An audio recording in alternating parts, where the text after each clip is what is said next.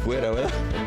Se arma locamente una situación. Señores, estamos de regreso con Sábado al Día. Gracias por continuar con nosotros. Es momento de esta primera fase de la Conexión X. Nos acompaña el amigo Saúl Abreu, siempre dispuesto para hablar de los temas concernientes a Santiago, a la región del Cibao, porque está precisamente en una de las instituciones clave para el desarrollo de la ciudad y de esta sociedad. Es APEDI, pero en esta ocasión también viene representación del Fondo Agua, que gracias a los amigos de la cooperativa La Altagracia, uno de nuestros patrocinadores premium, pues hemos tenido este contacto y vamos a ver entonces qué nos traen de nuevo. Finalmente hay una solución, Saúl, para el río Yaque del Norte. Languidez se muere hace muchos años, muchos planes se lanzan, muchos esfuerzos se anuncian mediáticamente, pero la gente se queja. ¿Qué pasa? Que no da resultado. ¿Qué tenemos de nuevo en el Fondo Agua Yaque del Norte? Bueno, primero hay que entender que el río Yaque del Norte es el río más largo, más grande de la República Dominicana, el más importante, el segundo en la isla, pero en cuanto a República Dominicana, el río Yaque del Norte, que por mucho tiempo pues ha venido deteriorándose por el proceso de crecimiento de las ciudades, de la frontera agrícola, que le deposita mucha contaminación, pero que también en la parte alta pues ha disminuido esa cobertura forestal que es necesario para la captación del agua cuando llueve. Se han anunciado en diferentes momentos iniciativas, pero una cosa es que se anuncien, otra cosa es que se ejecuten, porque a veces muchas personas creen que cuando se anuncia una propuesta o un proyecto, ya eso es una realidad. No es así, no es así. Pero también, por el otro lado, hay que indicar que muchas personas están muy interesadas en el tema Yaque del Norte y que poco a poco, el tema no solamente del río Yaque del Norte, sino también el tema ambiental es un tema de dominio público, de que más personas están conscientes y comprometidas con estos temas del agua y del ambiente. En el caso particular del Fondo Agua Yaque del Norte, es una iniciativa que se nos ocurrió hace más de 10 años por la siguiente razón. A veces se inician proyectos y como tal, por definición, un proyecto es algo que tiene una fecha de término, ¿verdad? Y tiene varias etapas. Exacto. Y cuando concluye, pues ahí murió todo. O que se inicia una actividad con un financiamiento determinado, cuando se acaban los fondos, pues ahí acaba todo. Todo el mundo para su casa. Exacto, no hay esa sostenibilidad. Por eso surge el Fondo Agua Yaque del Norte, que es una experiencia que ha sido muy exitosa en otros países también. De hecho, tomamos como referencia a lo que es el Fondo Agua Decano de América Latina, que es el Fondo Agua de Quito, Ecuador, el FONAC, que es una referencia por lo exitoso que ha sido. Pues visitamos a Ecuador, visitamos este fondo, vimos lo que hacía y cómo lo hacía, y decidimos entonces, en una alianza de diferentes entidades, crear el Fondo Agua Yaque del Norte. Eso es importante. ¿Cuál es la estructura organizacional? Sí. ¿Quiénes lo integran este Fondo Yaque? El fondo surge como una alianza público-privada, considerando que el objetivo y filosofía del Fondo Agua es que los usuarios del agua, los que se benefician del agua, sean los que hagan los principales aportes a la conservación de esa generación y calidad de agua. Entonces, cuando iniciamos el proceso, bueno, APEDI a la cabeza, iniciamos la búsqueda de socios estratégicos bajo el amparo y protección de The Nature Conservancy. The Nature Conservancy es la organización ambiental más grande del mundo y ha sido el patrocinador principal estadounidense de la idea de este fondo. Pero captamos los socios locales importantes Corazán, que ha sido un aliado desde un principio importantísimo. El Ministerio de Medio Ambiente también es parte importante del fondo, pero también otras entidades privadas, ¿verdad? Como el caso que hemos captado, la Corporación Zona Franca, el Aeropuerto Cibao, la Asociación Ciudadanos y Préstamos, la Cooperativa La Altagracia, la Cooperativa San José, la Fundación Popular, la Fundación Propagás, la Junta Empresarial Dominicana, y también se incluyeron algunas personas físicas para tener flexibilidad en cuanto a la conformación de la gobernanza, como el caso de don Manuel José Cabral, lamentablemente fallecido recientemente, de don Aquiles Bermúdez y Juan Manuel Ureña. Entonces hay una estructura. También hemos incluido otros usuarios del agua, como el caso de los productores de banano de la línea a través de Banelino, que es una organización que agrupa pequeños productores de banano, sobre todo que trabajan con banano orgánico. Okay. Entonces es una estructura amplia, ¿verdad? Que permite que entidades aporten a la conservación del río Yaque del Norte como parte de su responsabilidad social corporativa, pero también que se involucren directamente. Se me olvidó mencionar también el Grupo Universal, que también es parte de... Vamos a un punto clave, y es el de quizás mayor interés para la población. Por ejemplo, solo por mencionar dos referencias de las más recientes, en julio de 2018, en la gestión del presidente Medina, se anunció un plan de inversión de 664 millones para el río Yaque. Más recientemente, en septiembre, se anunció también un plan de rescate del río Yaque.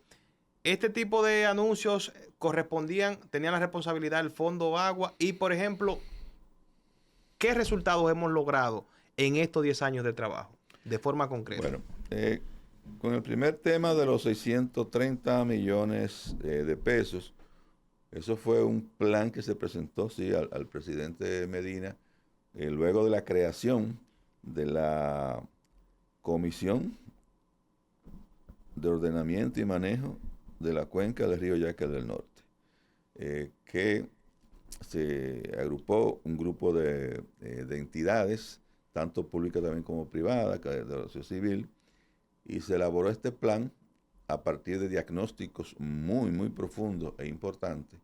Y se hizo un plan a 18 meses, con una inversión de 630 millones de pesos. Pero ¿qué sucedió?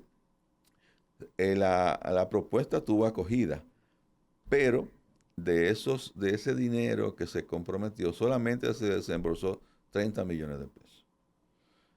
Y fueron utilizados porque coincidió con ese anuncio de una crisis gravísima en nuestra parte alta de la cuenca, que fue el ataque de la plaga del gorgojo del pino.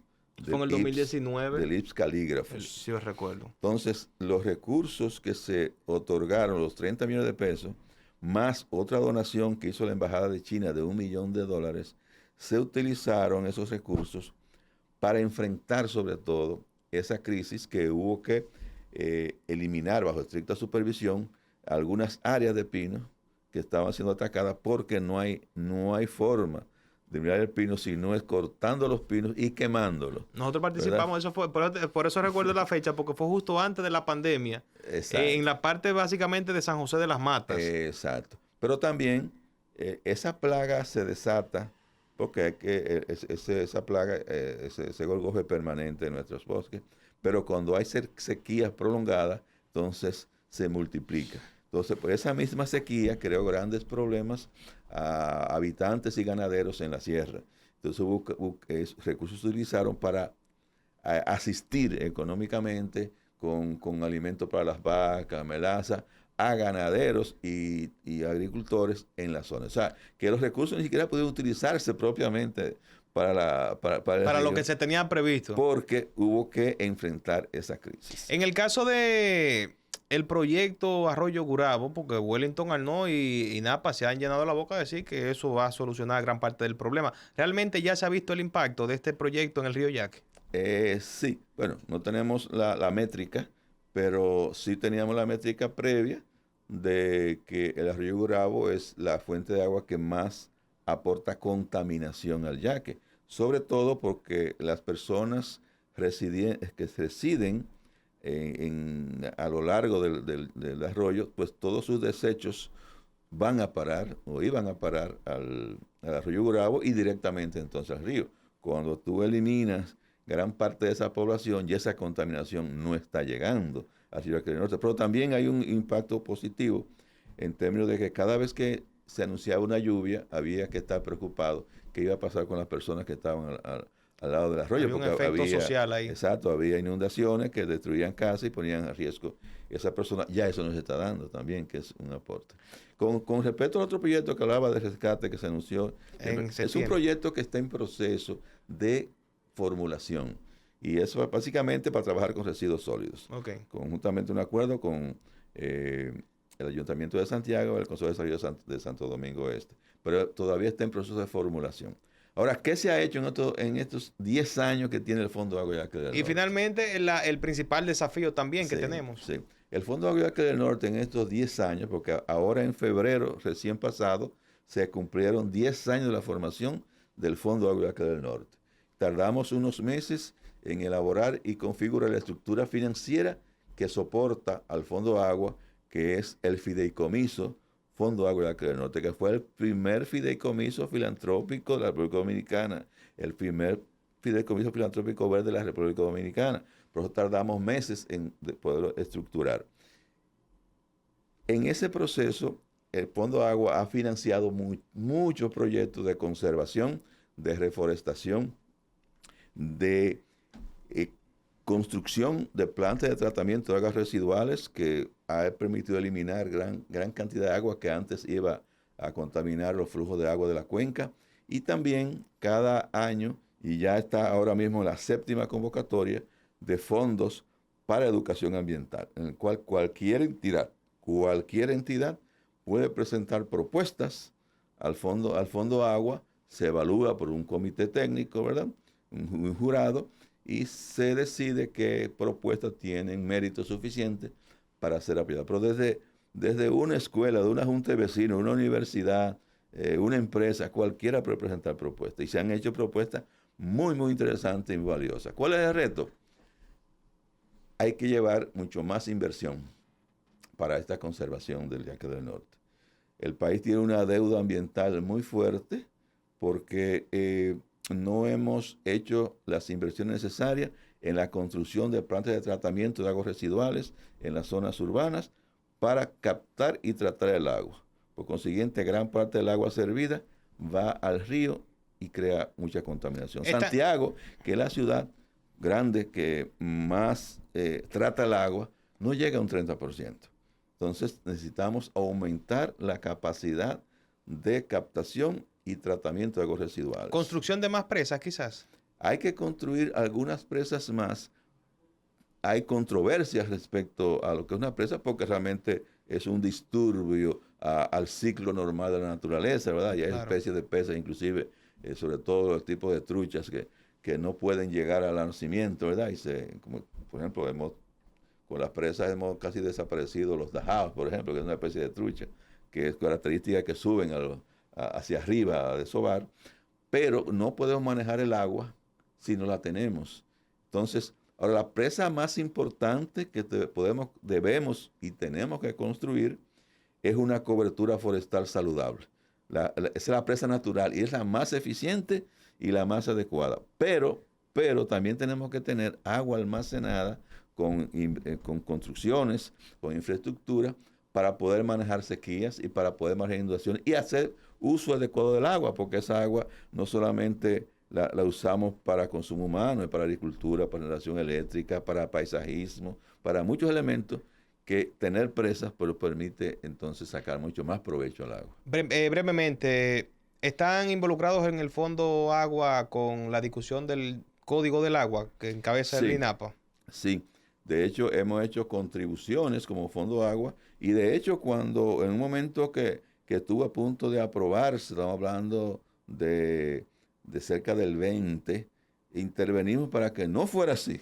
Pues había que hacer unas correcciones. Porque como se estaba presentando al Congreso, no era la ley que habíamos consensuado. Okay. Le otorgaba a una entidad un poder imperial absoluto y excluía a la sociedad civil de los procesos de toma de decisiones. Entonces no estábamos de acuerdo con eso, pero eso se ha corregido y estamos... Para esta legislatura pudiéramos tenerlo. Ojalá, porque eso tenemos décadas, ¿verdad? Luchando por esa ley de agua. Tenemos una ley de agua anticuada, pero la tenemos, ¿verdad? Sí. Y podemos estar aplicando lo que establece la ley actual. Pero necesitamos mejoras que permita, sobre todo, un manejo integral de las cuencas, en mayores inversiones, ¿verdad? Y una mejor gobernanza en lo que es el uso del agua, que es algo vital para el desarrollo del país. Saúl Abreu, director de APEDI, Asociación para el Desarrollo. Muchísimas gracias por esta participación. Siempre Luego volveremos a discutirlo sí, con más detenimiento. Recordando que el Fondo Agua es presidido por APEDI en la persona de Juan Manuel Ureña, hijo de Manuel Ureña, quien ha tomado la antorcha, ¿verdad?, de esa preocupación social y ambiental, y nuestra directora Walkiria Esteve, que ha sido una estrella que ha permitido que el fondo realmente se desarrolle. Bien, muchas gracias, Saúl. A ustedes también las gracias por la sintonía. Nos vamos a una pausa y regresamos con la entrevista que realizamos al señor Guido Gómez Mazara, presidente del Indotel. Habló de unos proyectos interesantísimos, señores,